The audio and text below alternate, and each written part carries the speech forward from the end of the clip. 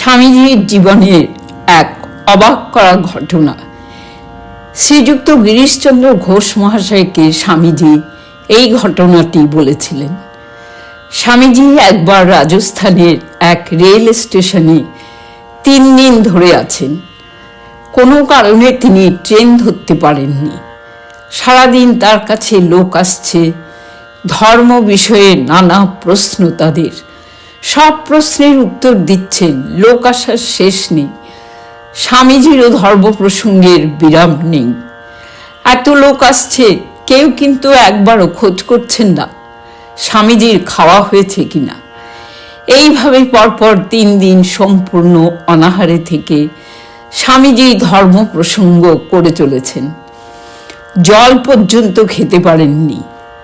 3য় দিন রাত্রে সবাই চলে যাওয়ার পর একটি গরিব লোক এসে তাকে জিজ্ঞাসা করল, মহারাজ, আপনি 3 দিন অনবরত কথাই বলেছেন, জল পর্যন্ত খাননি, এতে আমার প্রাণে বড় ব্যথা লেগেছে।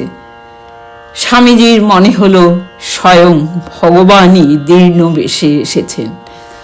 তিনি বললেন, তুমি আমাকে কিছু খেতে দেবে? লোকটি জাতিতে চামার। সে বলল, আমার প্রাণ তো তাই চায়, কিন্তু আমার তৈরি রুটি আপনাকে দেব কি করে? আমি বরং আটা ডাল এনে দিই, আপনি বানিয়ে নিন। স্বামীজি বললেন, না, তোমার তৈরি রুটি আমাকে দাও, আমি তাই খাবো। লোকটি ভয় পেল। রাজা যদি জানতে পারে সে চামার হয়ে সন্ন্যাসীকে রুটি তৈরি করে দিয়েছে, তবে তাকে শাস্তি পেতে হবে। তবু সাধু সেবার আগ্রহে স্বামীজির জন্য রুটি তৈরি করে নিয়ে এলো। তার দয়া দেখে স্বামীজির চোখে জল এলো।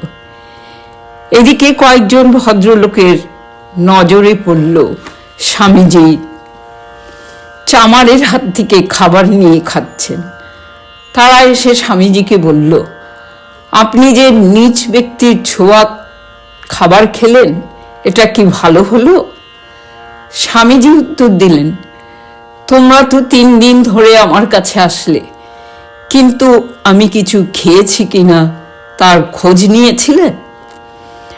ও যে মনুষ্যত্ব দেখিয়েছে, তাতে ও ছোট লোক হলো কি করে? জয় স্বামীজি।